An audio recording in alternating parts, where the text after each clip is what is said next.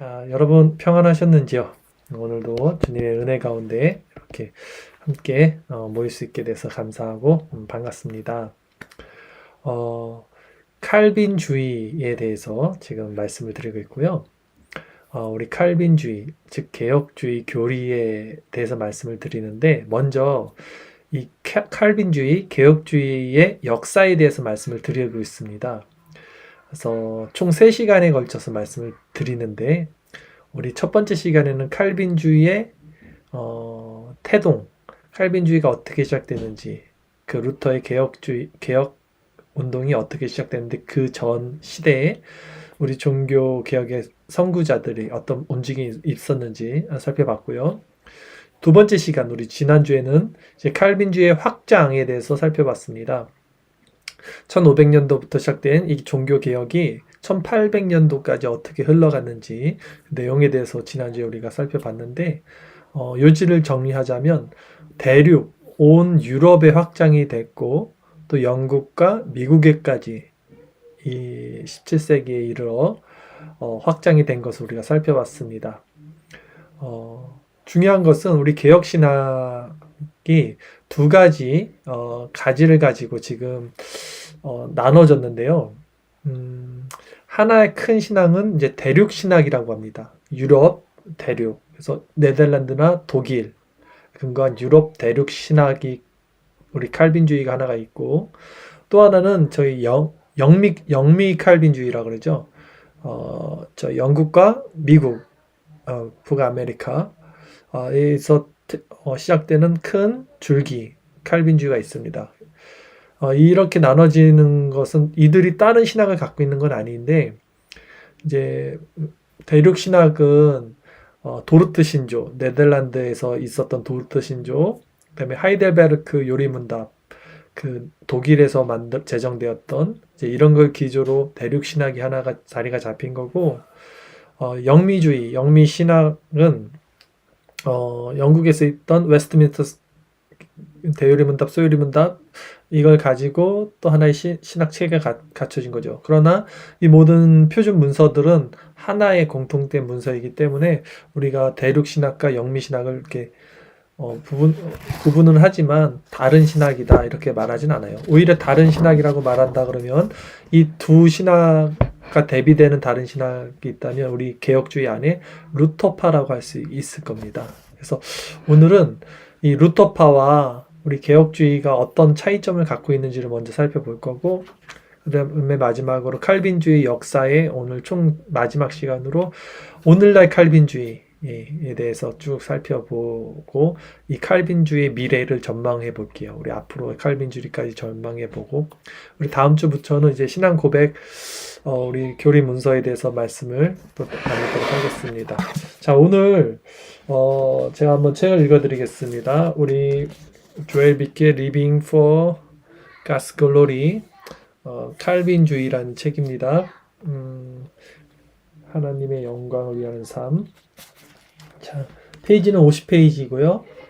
제가 말씀을 읽으면서 설명을 드리도록 할게요.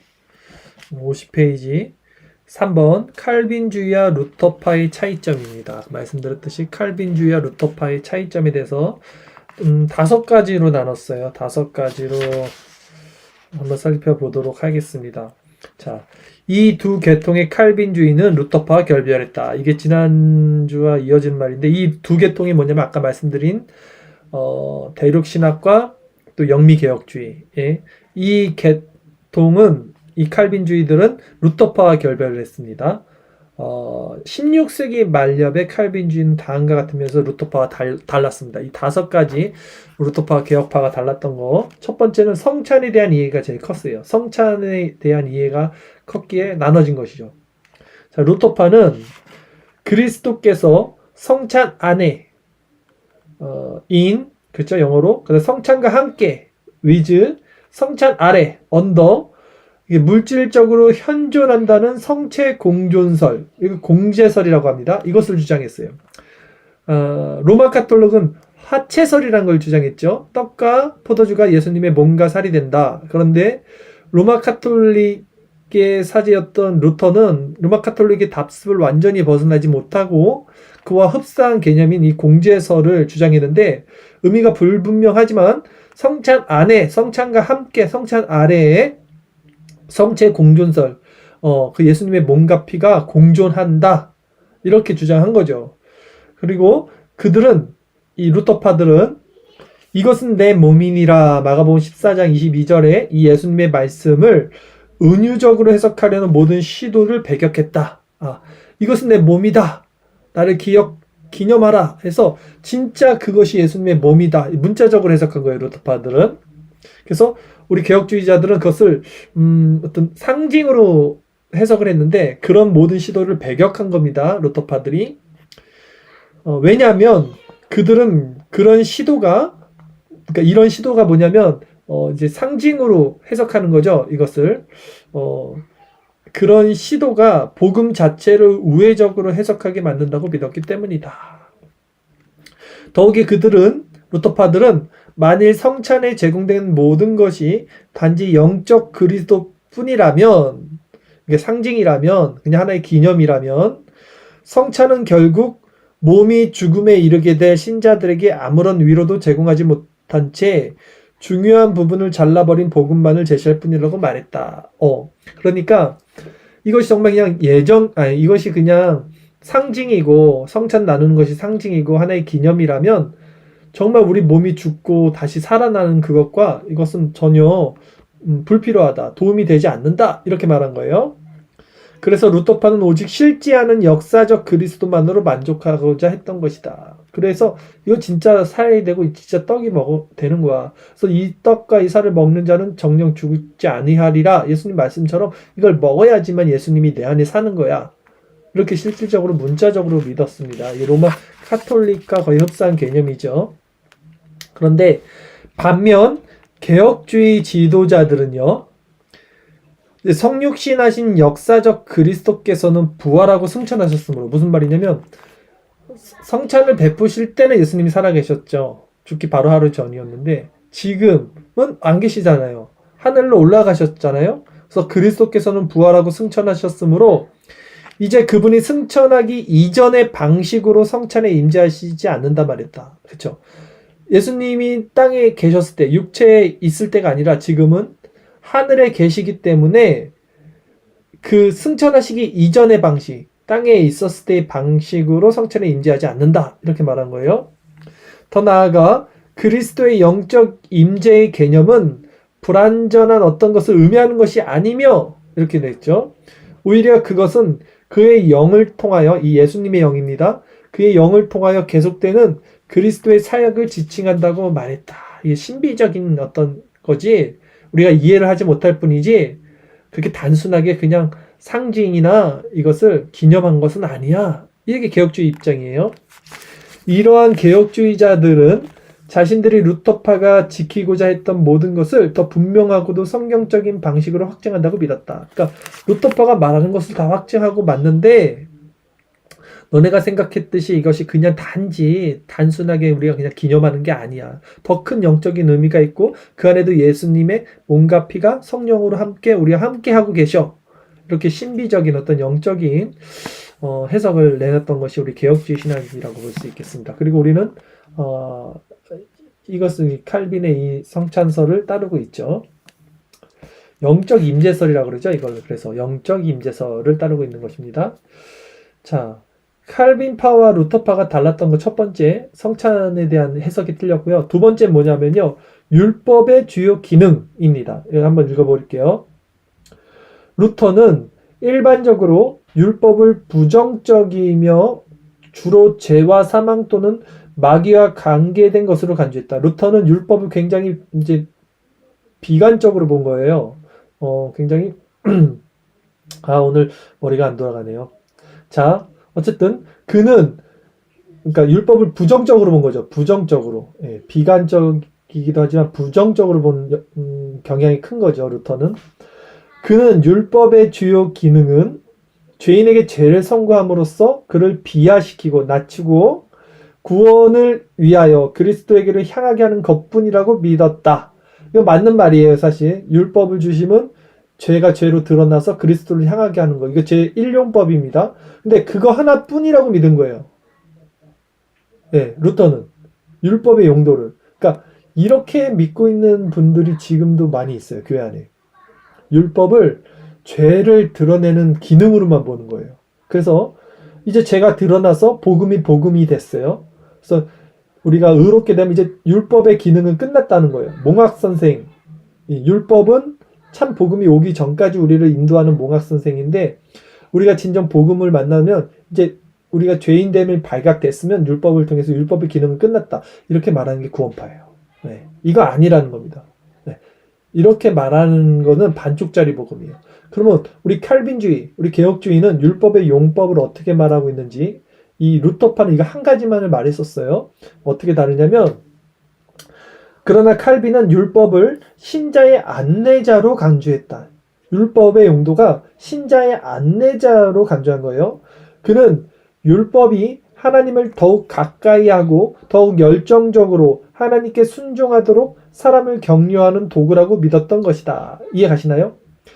루터는 율법이 부정적이고 죄를 드러내는 역할을 한 것일 뿐이라고 말했다면, 칼빈은 오히려 구원받은 사람들이 율법이 하나님의 법이잖아요. 하나님의 법을 즐겨 행함으로써 하나님을 더 가까이 하고 더 기쁘고 열정적이게 신앙생활 할 수 있는 기능으로 여겼다는 거예요. 이게 다른 점입니다.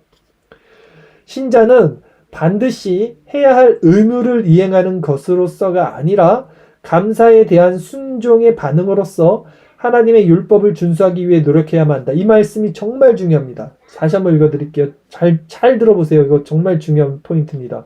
신자는 반드시 해야 할 의무를 이행하는 것으로서가 아니라 감사에 대한 순종의 반응으로서, 감사에 대한 순종의 반응, 즉 구원에 대한 우리 믿음의 순종의 반응으로서 하나님의 율법을 준수하기 위해 노력해야만 한다. 그러니까 우리가 구원받은 자라면 하나님의 율법을 즐거워하는 심령이 됩니다. 다른 말로는.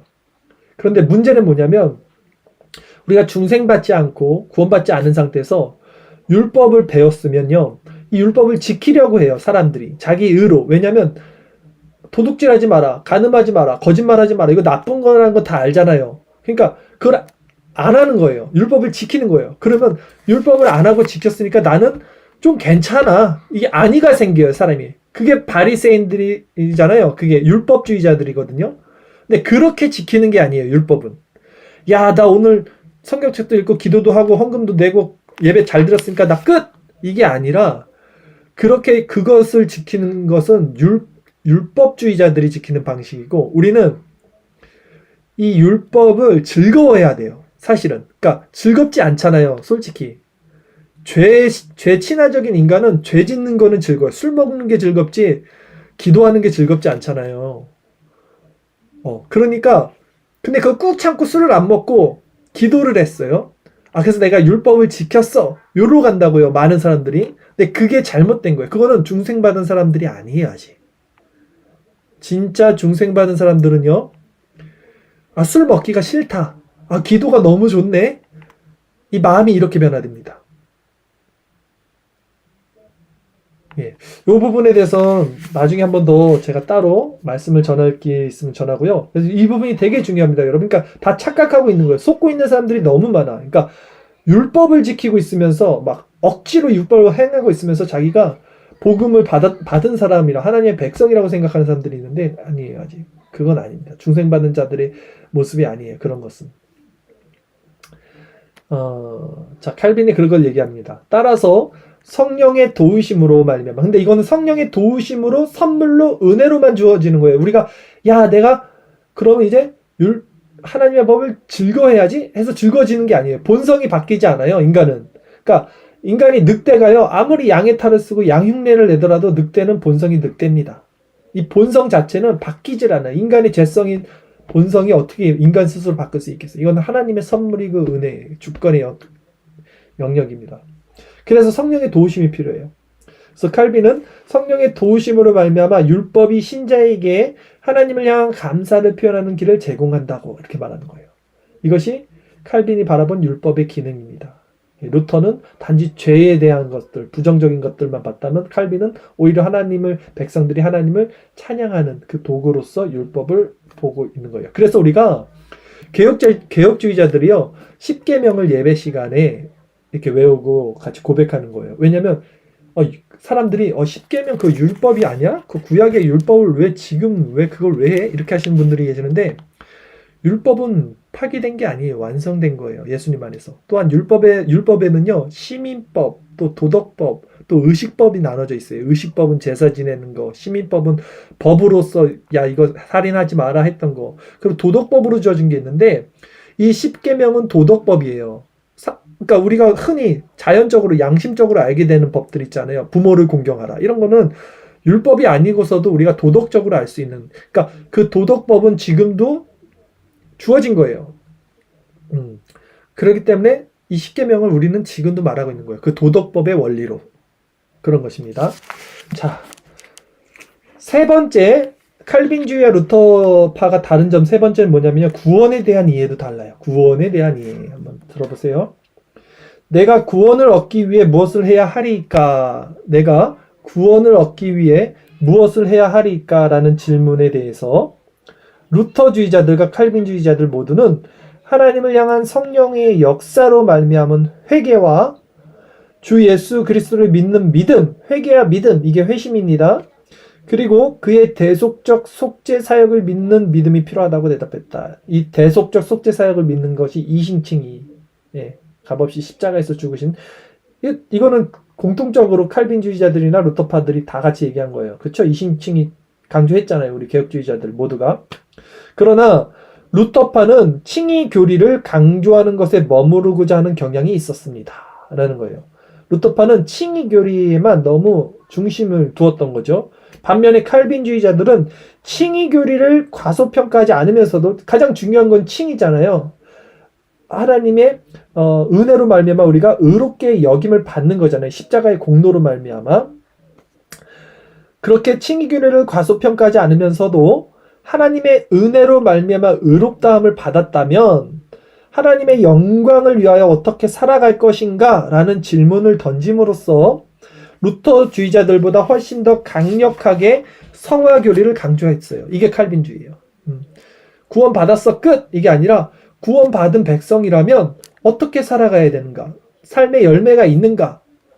그렇게 조금 더 우리가 발전시킨 거죠. 개혁주의자들이. 아까 얘기했던 율법의 기능과도 이것이 일맥상통하죠. 루터파들은 단지 구원의 수단으로 죄의 드러남의 어떤 용도로서 율법을 봤다면 칼빈주의자들은 율법을 통해서도 하나님의 백성들이 하나님을 즐겨하는 그 수단과 방법으로 삼았던 것과 마찬가지로 조금 우리가 구원에 대해서도 마찬가지라는 거예요. 우리가 구원받은 성도라면 이제 우리는 앞으로 어떻게 살아가야 되는가, 어떤 것이 하나님의 영광을 위한 삶인가, 이것을 생각했던 것이 칼빈주의자라는 겁니다. 즉 칼빈주의는 구원이 신자의 삶 속에서 어떻게 구현되는지를 설명함에 있어서 루터주의보다 훨씬 더 포괄적이었다라는 거예요. 그리고 이 칼빈주의, 이 개혁주의보다 더 그것을 우리 실제적으로 어떤 실천적으로 우리가 삶에 어떻게 구원받은 사람들이 살아가야 되는지를 더 연구하고 노력했던 사람들이 청교도들이고요. 이렇게 이해하시면 됩니다. 자, 루터파와 칼빈주의가 다른 점 네 번째는 뭐냐면요. 예정론에 대한 이해입니다. 예정론에 대한 이해. 이것도 한번 읽어드릴게요. 16세기 후반에 접어들면서 대부분의 루터주의자들은 오직 선택교리만 강조하는 것이 아니라 선택과 유기라는 예정교리를 주장했던 루터와 칼빈주의자들로부터 떠났다. 이거 어렵죠, 말이. 제가 다시 정리해드릴게요. 그러니까 16세기 후반에 접어들면서 대부분의 루터주의자들은 오직 선택교리만 강조하는 것이 아니라 선택교리, 그러니까 하나님의 택한 백성이 있어, 예정됐어, 이렇게 믿었던 것이 아니라 선택한 백성이 있으면 또 선택받지 않은 백성이 있는 거잖아요. 유기된 백성. 예. 그것을 이중 예정교리를 주장했던 칼빈주의자들로부터 떠난 거예요. 루터주의자들이 여기서 이제 분립이 되는 겁니다. 왜냐하면 루터파들은 하나님의 선택교리만 주장한 거예요. 그것만 이제 강조를 한 거죠. 그러나 개혁주의 신학자들은 이와 같은 예정교리를 받아들였어요. 그리고 이 예정교리를 받아들이지 않는 루터파가 포괄적인 하나님의 주권뿐만 아니라 포괄적인 하나님의 주권이 바로 선택과 유기입니다. 로마서 9장의 내용과도 배치된다고 믿었다. 그러니까 정리해 드릴게요. 칼빈주의자들은 이 루터파가 너무 하나님의 선택에만 치중돼 있고 유기된 자들, 유기된 자들에게는 너무 관심을 두지 않는 것이 성경적이지 않다라고 말한 거예요. 왜냐면 로마서 9장 내용이 뭐냐면 토기장이가 토기를 만들 때 내가 내 마음대로 좋은 그릇 만들고 안 좋은 그릇 버릴 거야. 거기에 선택과 유기가 나오는데 그 원리를 따라가지 않고 오직 선택에만 중심을 두었다. 이 얘기를 하는 거예요. 칼빈주의자들이. 그래서 칼빈주의자들은 선택이 주권적인 은혜로 말미암는 것임을 확신했고, 그렇죠? 그렇다면 유기 역시 주권적이며 정당한 것이라고 믿었습니다. 하나님이 유기한 거, 버린 것도요, 하나님이 정당한 거, 하나님은 선하신 거예요. 토기장이 마음인 거예요. 네. 천국에 들어가는 그 어떤 사람도 결코 그럴 만한 자격을 가지고 있는 것이 아니며, 지옥에 떨어지는 사람 역시 어떤 특별한 대우를 받는 것이 아니다. 칼빈이 말한 것처럼 구원을 찬미하는 것이 하나님이 요구하시는 것인 반면 지옥에 떨어지는 것에 대한 책임은 자기 자신을 그곳으로 가도록 허용한 그들에게 있는 것이다. 죄의 책임은 인간에게 있는 것입니다. 결코 하나님에게 있는 것이 아니라는 거예요. 그러나 천국에 간 사람들은 그 사람들이 하나님의 은혜인 거예요. 그건 토기장의 마음이라는 겁니다. 이게 개혁주의자들의 입장입니다. 그러니까 하나님의 전적인 주권을 인정하는 거예요. 알미니엄주의자들은 이걸 이해를 못해요. 아니 어떻게 하나님이 공평하신 하나님이 누구는 사랑하고 누구는 버려? 어떻게 야곱은 사랑하고 에서는 버려? 그들은 이걸 이해 못하는데 우리는 하나님의 주권이야. 그건 하나님 마음이야. 이 주권을 인정하는 겁니다. 칼빈주의자들과 루터파 마지막 다른 점 5번째는 상당히 많이 다른 점이 있죠. 왜냐하면 루터파들이 아무래도 로마 카톨릭의 납습에서 벗어나지 못해서 그래요. 5번째는 뭐냐면 예배에 대한 내용도 있습니다. 루터의 개혁은 중세교회의 예전을 존속시키는 문제에 대해서, 그러니까 중세교회가 로마 카톨릭이에요. 그 예전은 뭐냐면 예배의 어떤 의식을 말하는 거예요. 의식, 말씀 외에 막 의식, 칠성례 이런 거, 그 예전을 존속시키는 문제에 대해서 칼빈보다 훨씬 온건한 입장을 취했다. 그렇죠. 어쩔 수 없죠. 예. 카톨릭 신자였으니까, 신부에서 시작된 거니까, 루터파가. 따라서 루터주의자들과 칼빈주의자들은 성경이 예배를 어떻게 규정하는지에 대하여 다른 견해를 가지고 있었다. 예배에 대해서 성경적 견해가 달랐다는 거예요. 루터주의자는 성경에서 금하지 않는 모든 요소를 예배 안에 포함시킬 수 있다고 믿었다. 그러니까 성경이 말하지 않는 것들을 다 넣을 수 있었다는 거예요. 굉장히 위험한 것 같아요. 그러나 칼빈주의는 신약 성경이 명령하지 않는 어떤 것도 예배에 포함시킬 수 없다고 주장했으니까 칼빈은 성경에서 말하고 있는 것만 예배에 넣고 성경에서 말하지 않는 건 예배에 넣으면 안 된다 이렇게 말하는 반면 루터는 성경에서 말하지 않고 있는 것은 다 넣어도 돼 이렇게 본 거예요. 입장이 완전 다른 거예요. 여러분은 어떤 견해를 따르십니까? 우리는 칼빈주의 입각한 신앙을 따르고 있습니다. 자, 이렇게 해서 5가지 루터파와 칼빈주의가 다른 점을 살펴봤는데요. 여러분, 첫 번째 성찬에 대한 이해가 달랐고, 두 번째 율법의 주요 기능, 루터파들은 죄에 대한 인륜법만 강조한 반면 칼빈주의자들은 하나님의 백성들이 살아가는 원리로서 율법을 받고요. 세 번째 다른 점은 구원에 대한 이해도 달랐어요.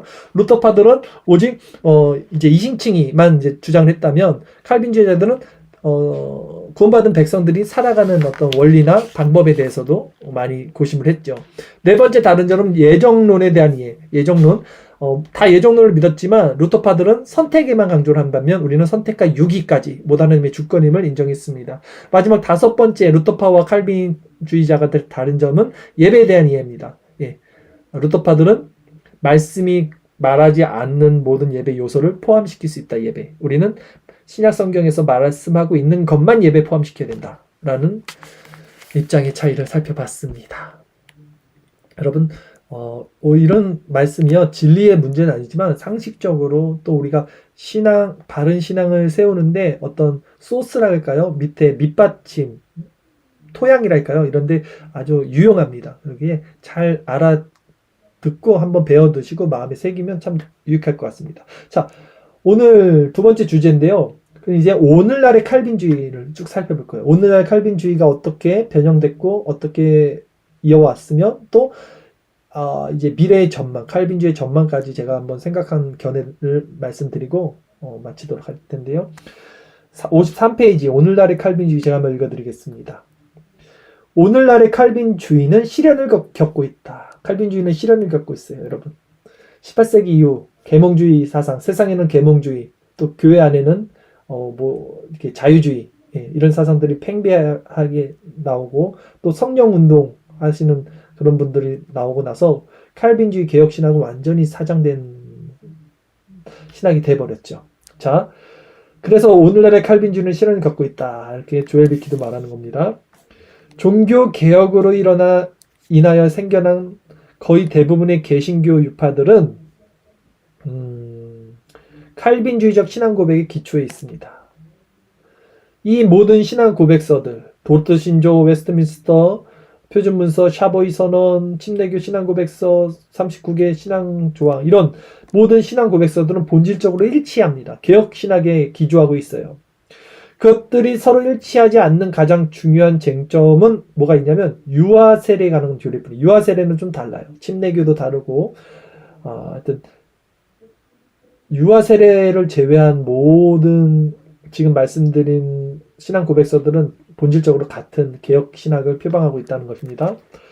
자, 종교 개혁의 신학은 수십 년 동안 개신교 복음주의에 많은 영향을 끼쳤다. 개신교 복음주의, 복음주의는 이제 로마 카톨릭을 대항한 모든 신학을 이제 복음주의라고 보면 됩니다. 예수 그리스도의 십자가의 복음으로 구원받는다. 로마 카톨릭은 그걸 부인했으니까 그거 플러스 행위가 있어야 돼. 이렇게 했으니까 그러니까 큰 카테고리가 복음주의예요. 그렇게 이해하시면 돼요. 그 안에 개혁주의, 그 안에 청교도, 이렇게 이해하시면 좀 이해가 편할 겁니다. 자, 종교개혁 신학은 이렇게 수십 년 동안 개신교 복음주의에 많은 영향을 끼쳤습니다.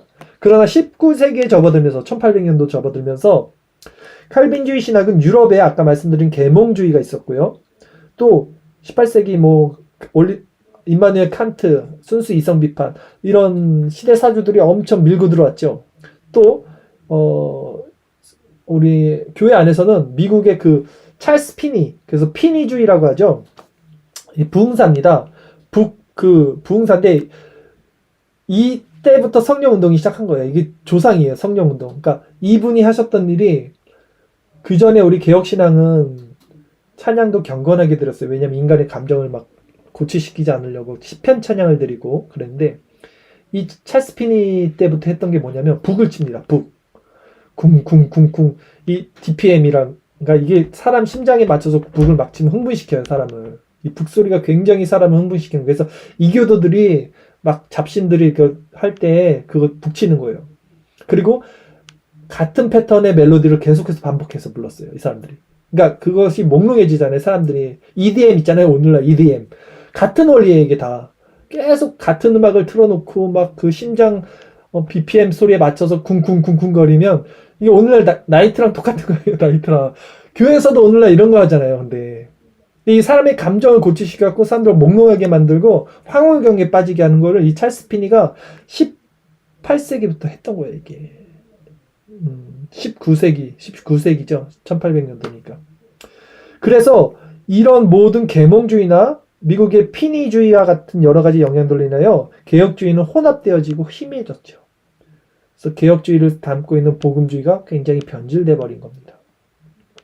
그리고 20세기 중반에 접어들어서는 19세기에 일어난 자유주의 신학, 아까 말씀드린 자유주의 신학은 뭔지 아시죠? 예수님의 인성을 말하는 거고 신성을 부인한 어떤 영지주의와 비슷하지만 성경에 있는 말씀을 다 무시하는 거예요. 기적이나 이적들을. 그리고 도덕적이고 윤리적인 것만 우리가 스승으로서 예수님을 받아들이는 게 자유주의 신학이니까 그건 기독교가 아니에요, 자유주의는. 근데 이 19세기에 일어난 자유주의 신학과 다시 출현한 알미니안주의, 아주 끈질긴 알미니안주의는요, 지구 끝까지 갈 거예요, 아마. 이 알미니안주의가 최고 우리 신본주의와 반대되는 인본주의거든요, 알미니안주의.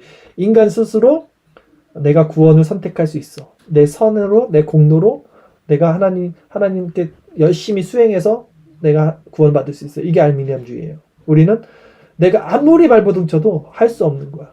이거는.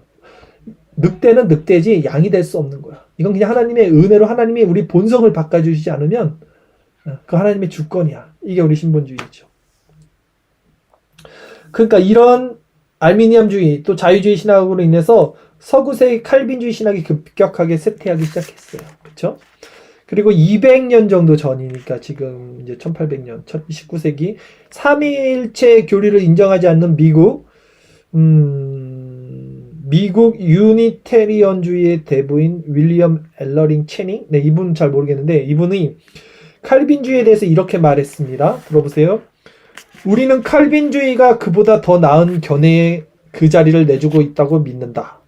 칼빈주의의 전성기가 지났으며 다시는 수면 위에 떠오르지 못할 만큼 가라앉아 버린 것이다. 이런 분 몰라도 됐었네요. 이런 분은 이름 몰라도 돼. 칼빈주의는 신학자들보다 훨씬 더 강력한 대적들과 싸워야 한다. 그 적들은 신비와 형이상학적인 미묘함으로는 결코 스스로를 보호할 수 없는 칼빈주의로부터 왔다. 즉 우리가 의미하는 바는 바로 인간의 지성의 발전과 복음의 영의 진보이다.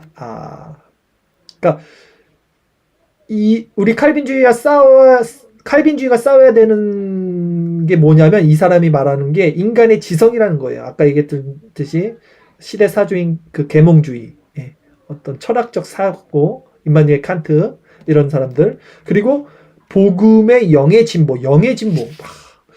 이게 성령운동이겠죠. 뭐 성령운동, 영의 진보가 어디 있습니까? 성령이 항상 내주하시는데. 우리가 살아가는 이 사회는 더욱더 지성주의와 박애주의가 지배하는 형태로 흘러가고 있죠. 물론 이것들은 16세기 신학을 폐기 처분해 버렸어요. 그러나 우리 개혁주의에서는 이렇게 말합니다. 체닝은 거짓 선지자다.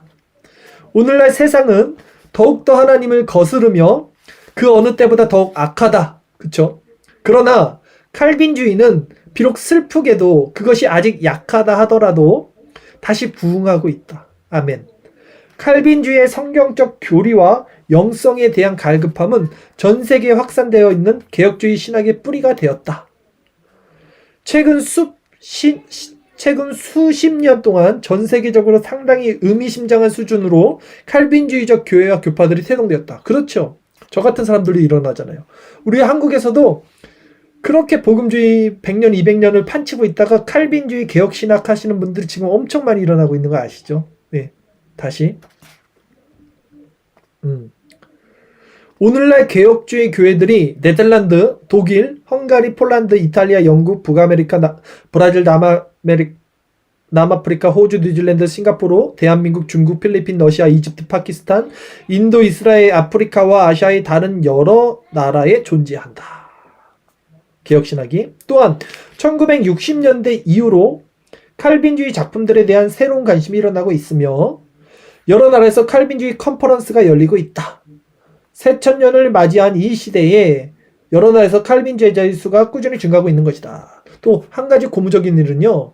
우리나라는 어떤 복음주의권 안에 있었고 예전 세대 우리 신학자들이 그런 교수님들의 선배들에게 배웠기 때문에 개혁신학에 대한 진수를 맛보지 못했어요. 사실 아주 그것이 면면하게 들어오지 못했는데 이제 한 40대 정도 되시는 지금 신학자들, 그러니까 갓 외국에서 신학을 다 박사학위를 받고 이제 우리나라에 들어오시는 분들이 한 40대 정도, 제 나이 또래예요.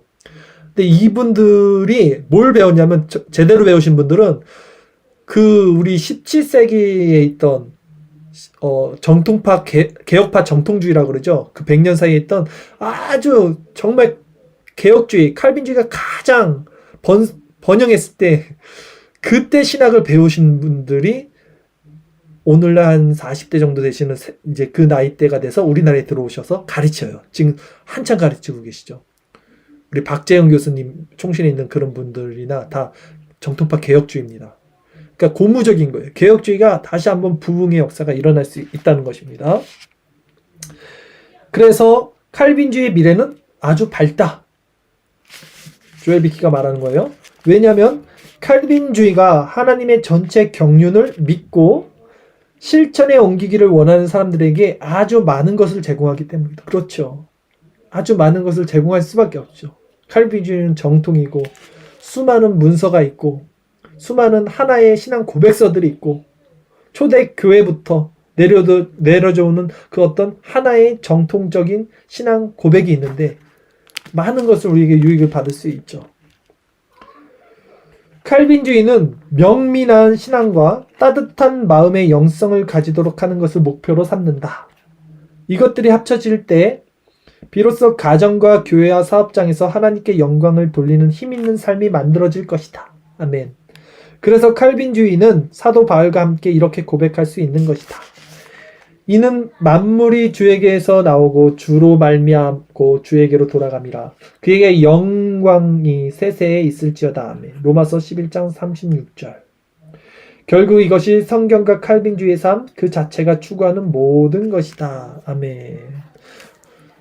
이는 만물이 주에게서 나오고 하나님의 주권을 인정하는 겁니다. 주로 말미암아 주에게로 돌아갑니다. 그에게 영광이 세세에 있을지어다. 아멘. 오직 하나님의 주권을 믿는 이 칼빈주의만이 하나의 바른 신학이고 신앙이며 다시 회복될 마지막에 하나님이 받으시는 참된 우리 신앙의 어떤 토양이라고 저는 확신합니다.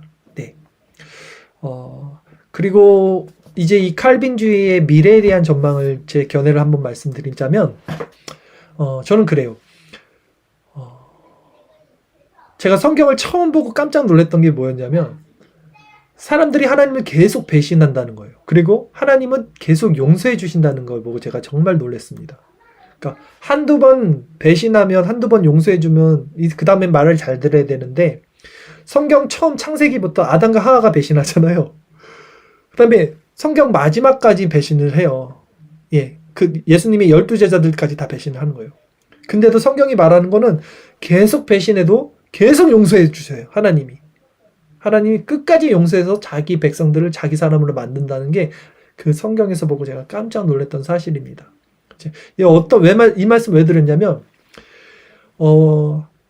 우리 개신교는요, 우리 정통신학, 우리 개혁주의는요, 항상 전쟁입니다. 항상 전쟁.